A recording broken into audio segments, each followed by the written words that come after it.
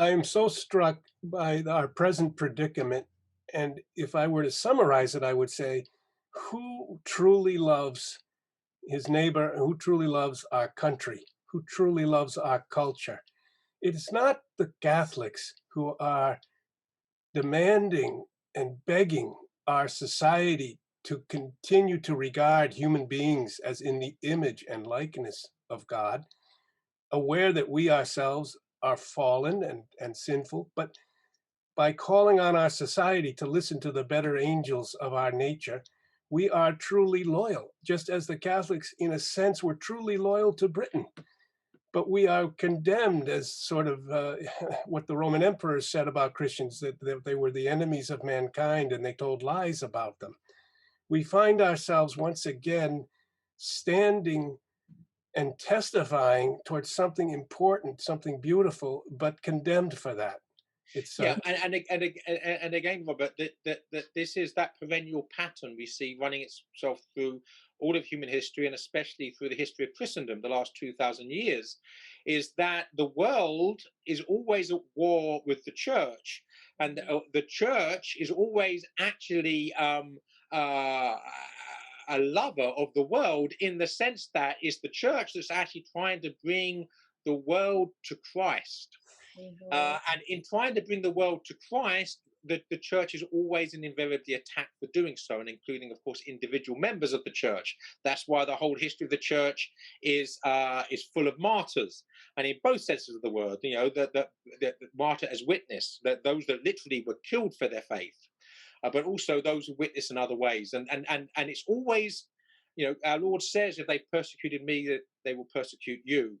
That the patterns laid out in the Passion of Christ itself. I mean, what happens to the Christian is what happens to Christ, and we do not get to the resurrection except via the crucifixion, and there's no way of circumventing that. So we may as well embrace the suffering that comes our way in this life, in whatever form it might take, as the means by which we get to heaven. mm, Mhm. Mhm. it's so amazing that your life then passed through the study of half a dozen of great minds and writers that all of us are inspired by. John Henry Newman, who was a convert; Tolkien, who gave us the sense of wonder and of fighting a battle even when it all appeared lost. And he came out of the First World War, the tragedy of that war, for all of European culture, where Europeans, in a sense, committed a collective suicide. And then C.S. Lewis, who, as you say, was an atheist and then became a great apologist for the Christian faith. And finally, the man behind you in this picture, Chesterton, the man with a great heart and a beautiful, uh, speaking almost in parables, imitating Christ, giving us images of wonder and holiness. And you become the bearer, really, to us of the testimony of all these men. And this is why we are very grateful for you to be on. But could you talk about these things? Well, yes. I mean, I know the power. You know, one of my early books, my first book as a Catholic, was this biography of Chesterton, which, as I said, was an act of thanksgiving.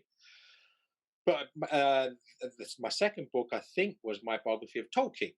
But the third was Literary Converts. And I was aware, because of my own conversion path, the power of these literary converts, these writers who converted to Catholicism, in my own path to Christ, and I became intrigued as to, were these individuals, or was it part of a movement or a network? And so I started the research and realized there was a network of minds and a network of grace. And by between the two world wars in England, there were over 10,000 adult converts every year for about 15, 16 years in a row. That the Catholic Church was seen as the alternative to either hedonism, or communism, or fascism. Now, in other words, it was one of the alternatives, and more people were turning to the church, and that's because of fearless writers like Newman, like Chesterton, like Belloc, um, Monsignor Ronald Knox, and others, that basically they championed the church in an age of confusion. And the world is always confused. What the world needs is clarity and charity. These people showed both and brought many people to the faith. And so it was that sometime, it was 50s, 60s, that wave crashed. But basically, but certainly from the conversion of Newman in 1845 to the end of World War II in 1945, it was a glorious century of converts to the faith, leading others to become converts to the faith. And for me, that's very inspiring. It inspired me. It was, of course, my own conversion. So I've tried to, if you like, channel that power by bringing these people to a new generation. Mm-hmm. No, can I ask about Solzhenitsyn? He was among those who you've written books about. I mm, the younger generation is not very familiar with him because the Soviet Union is fading into our into the distance in our memories, and I'm happy to see you trying to bring more attention to him again. Can you tell me what does he have to say to us today? About we have we're grappling with economics and politics, but also what he has to say about the human spirit and God and modern man's relationship to God, and how what can we learn from him? What do you want him to say to us? Well, he is one of the absolute giants of the 20th century. I'm pleased, actually, more younger people do know him now, thanks to Jordan Peterson, who Mm. treats him as one of the heroes quite rightly. But if the giants of the 20th century, in terms of who was responsible for bringing down the Soviet Empire, you would certainly think of St. John Paul II. You would certainly think of Ronald Reagan. You should certainly also think of Margaret Thatcher. But up there with those, literally shoulder to shoulder, is Alexander Solzhenitsyn, because he was imprisoned by the Soviet regime for 7 years, and then suffered internal exile, so wasn't allowed to return to Moscow even after release from prison. And he had the courage to basically write works of art. So his first book was a novel called A Day in the Life of Ivan Denisovich, about one day in a Soviet prison camp. And this and other works of his, that was published in the Soviet Union after the death of Stalin, when there's a very brief period of relative freedom. But the jackboot came down again, and that and all of his other works were banned. But they were published in the West. And certainly the Gulag Archipelago, which is a huge 3-volume expose of the Soviet prison system and Soviet tyranny and totalitarianism, helped to discredit the Soviet Union, so it had no moral force. And so even the left walked away from the Soviet Union because it was indefensible. So he was an absolute giant figure in terms of that global politics, if you like.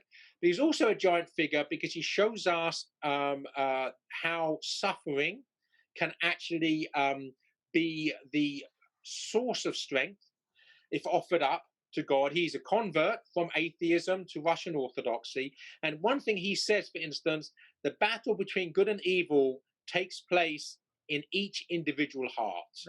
Right. So the battle lines are not sort of, between the left wing and the right wing, or between fascists and communists, or between the Democrats and the Republicans. The battle is in our own heart. And if we win that battle in our own heart, we will actually be winning the battle, because everybody that sees us will be drawn towards Christ.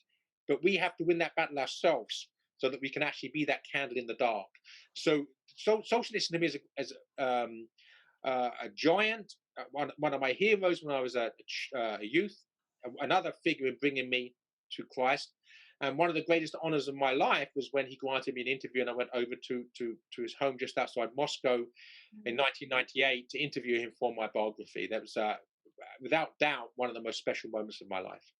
Are there any writings of Solzhenitsyn that are not in English? Yes, some of his late fiction, the Red Will cycle, is still in the process of translation.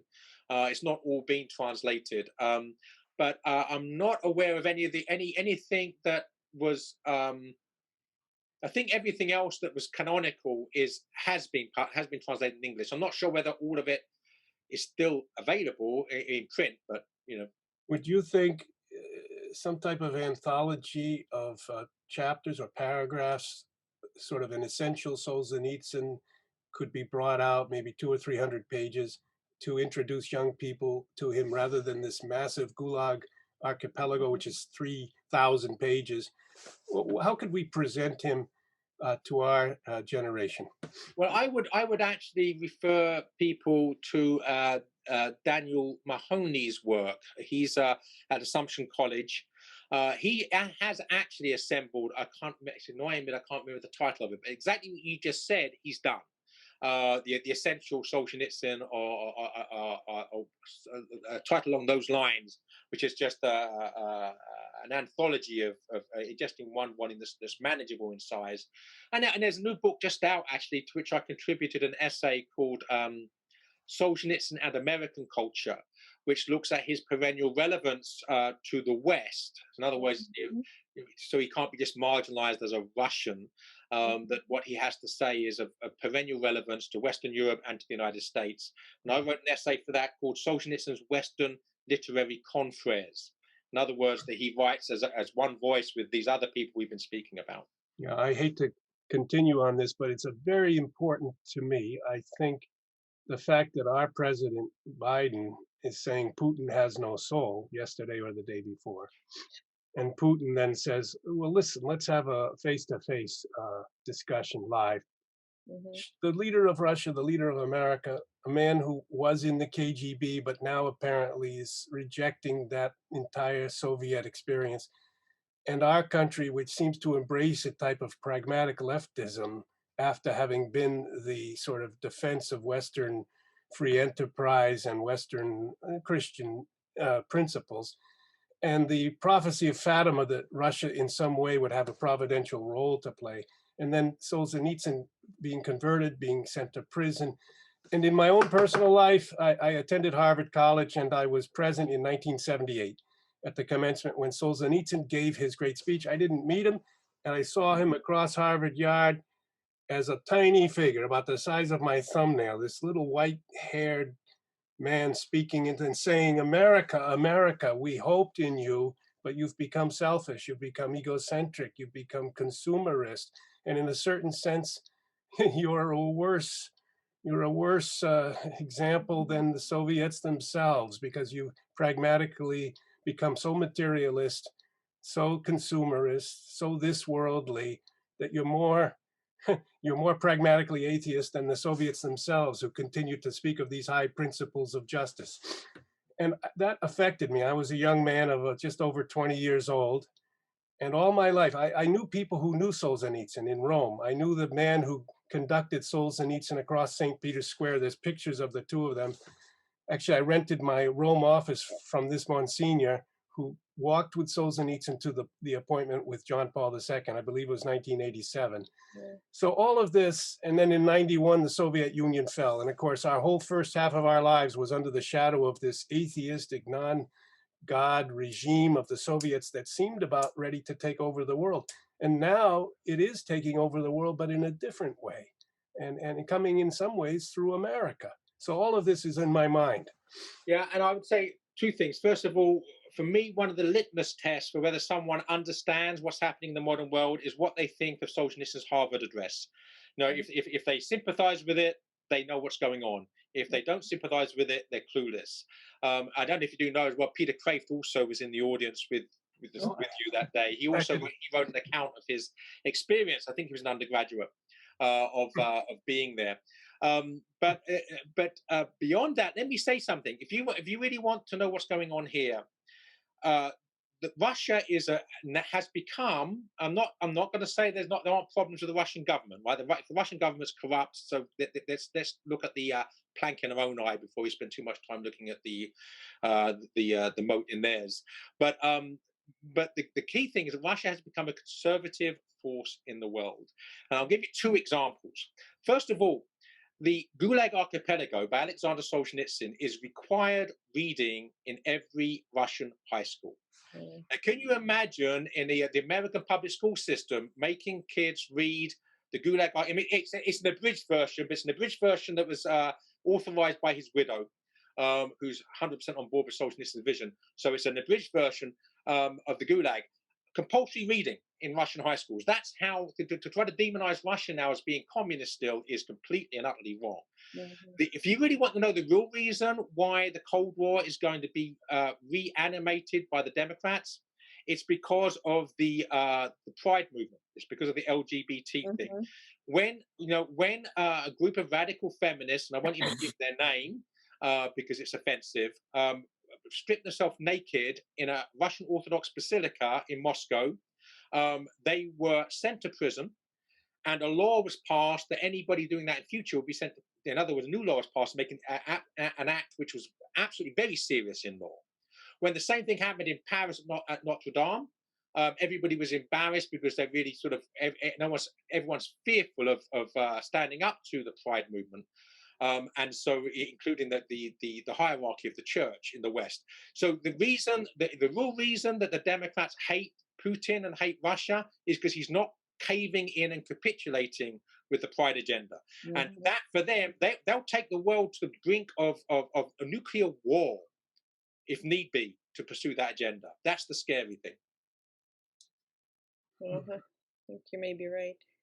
Um, Along somewhat similar lines, we have one of our attendees here asks what your thoughts are about what's going on in the church, what might be described as wickedness that has got a grip somehow within the church. I suppose it's an extension of the things you're pointing out in the world, but if just your thoughts about what's happening in the church and how we can if there's anything we can your average Joe Catholic in the pew, is there anything we can do?